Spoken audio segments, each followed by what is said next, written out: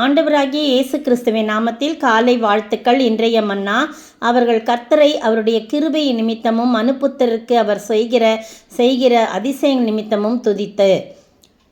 சங்கீதம் 107 வசனம் 21. பாருங்கள், துதிப்பார்களாக துதித்து ஸ்தோத்திர பலிகளை செலுத்தி அவருடைய கிரியைகளை ஆனந்த சத்தத்தோடு விவரிப்பார்களாக. கூடுதலாக இங்கே ஒரு வார்த்தைகள் போடப்பட்டிருக்கு ஆண்டவரை துதிக்கிறது. சங்கீதம் 107 21 22.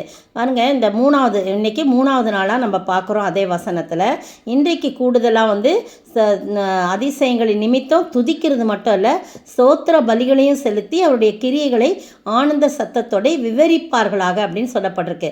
இதில் என்ன, இது எந்த சூழ்நிலையில் அவங்க அந்த அதிசயமான காரியத்தை ஸ்தோத்தரித்து துதித்து ஸ்தோத்திர பலியிட்டு ஆனந்த சத்தத்தோடு விவரிக்கணும் அப்படின்னு சொன்னால், இங்கே நோயினாலே அவர்கள் ஒடுங்கி போனார்கள், வியாதியினால் ஒடுங்கி போகிறாங்க. ஏன் அப்படின்னா 17ஆம் வசனத்தில், நிர்மூடர் தங்கள் பாதக மார்க்கத்தாலும் தங்கள் அக்கிரமத்தாலும் நோய் கொண்டு ஒடுங்கி போகிறார்கள் என்று 17ஆம் வசனத்தில் சொல்லப்பட்டிருக்கு.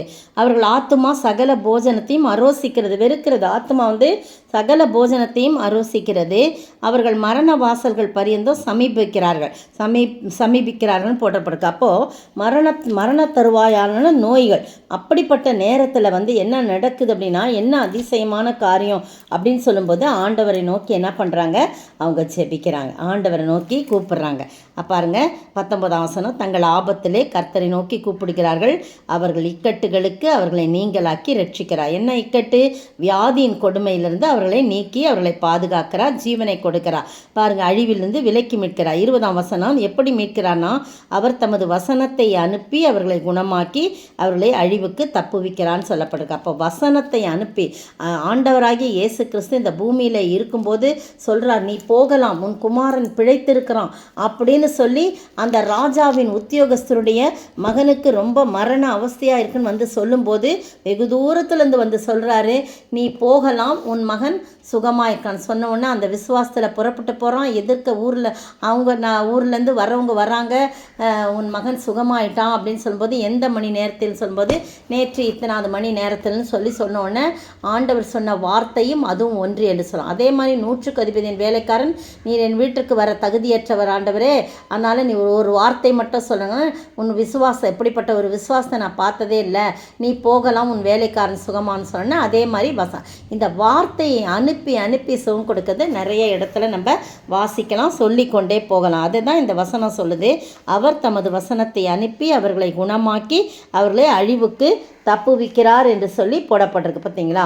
அப்போ நம்ம ஜெபிக்கும் போது கர்த்தர் விடுவிக்கிறவராய் இருக்கிறார். அந்த நோயிலிருந்து விடுவிக்கிறவராய் வசனத்தை அனுப்பி குணமாக்குகிறவராய் இருக்கிறார். பாருங்கள், அதனால தான் 21 22 வசனத்தில் அப்படி குணமானவர்கள் இந்த அதிசயத்தை நிமித்தம் அவருடைய கிருபை நிமித்தம் அவர்கள் ஆண்டவரை துதித்து ஸ்தோத்திர பலிகளை செலுத்தி அவருடைய கிரிகளை ஆனந்த சத்தத்தோடு வெறிப்பார்களாக என்று சொல்லப்பட்டிருக்குது.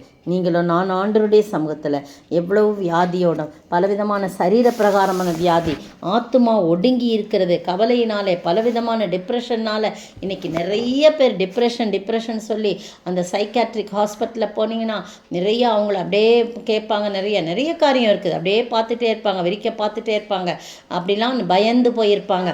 இதெல்லாம் ஆத்மாவில் வரக்கூடிய வியாதி, சரீர வியாதி, எல்லாவற்றையும் ஆண்டவர் என்ன பண்ணுறாரு, ஆபத்திலே நாம் அவரை நோக்கி கூப்பிடும்போது அவர் விடுவித்து எல்லா நோய்களுக்கும் விலக்கி மீட்டு தம்முடைய வசனத்தை அனுப்பி குணமாக்கிறார். அதுதான் அவருடைய அதிசயமான காரியம். இந்த நாளிலே இந்த அதிசயத்தை எண்ணி நாமும் கூட அப்படிப்பட்ட தெய்வீக சுகத்தை பெற்று வாழ ஆண்டவர் தாமே கிருபை செய்வாராக. ஆமேன். ஆபத்து காலத்தில் என்னை கூப்பிடு, நான் உன்னை விடுவிப்பேன் என்றீரே ஐயா. ஆபத்து காலத்தில் என்னை கூப்பிடு, நான் உன்னை விடுவிப்பேன். நறுங்குண்ட இதயத்தை நறுங்குண்ட ஆவியை புறக்கணியாதிரும் நாதா. நறுங்குண்ட இதயத்தை நறுங்குண்ட ஆவியை புறக்கணியாதிரும் நாதா. அல்லேலூயா கல்வாரி சிலுவை நாதா. அல்லேலூயா கிருபை தந்திடும் நேசா.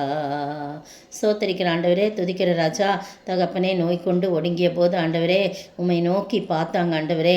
நீங்கள் உடனே விடுதலை கொடுத்த ஆண்டவரே, உம்முடைய வசனத்தை அனுப்பி அவர்களை குணமாக்கி அவர்களை அழிவுக்கு தப்புவித்தீரே. அந்த அதிசயத்தை நிமித்தம், அந்த கிருபை நிமித்தமும் உம்மை சோத்தரித்து துதித்து சோத்திர பலிகளை செலுத்தி உம்முடைய கிரியைகளை ஆனந்த சத்தத்தோடே அவர்கள் எப்படி விவரித்தார்களோ அதுபோல நாங்களும் விவரித்து உம்முடைய நாமத்தை மகிமைப்படுத்த நீர் உதவி செய்யுங்க. காத்து கொள்ளுங்க, வழி நடத்துங்க. இயேசுவின் நாமத்தில் ஜெபிக்கிறேன் பிதாவே, ஆமேன். நேற்றைய பதில், பவுலை கொலை செய்யும் அளவும் புசிப்பதுமில்லை குடிப்பதுமில்லை என்று சபதம் பண்ணி கொண்டவர்கள் 40 பேருக்கும் அதிகமாய் இருந்தார்கள். அப்போஸ்தல நடபடிகள் 23ஆம் அதிகாரம் வசனம் 12-13.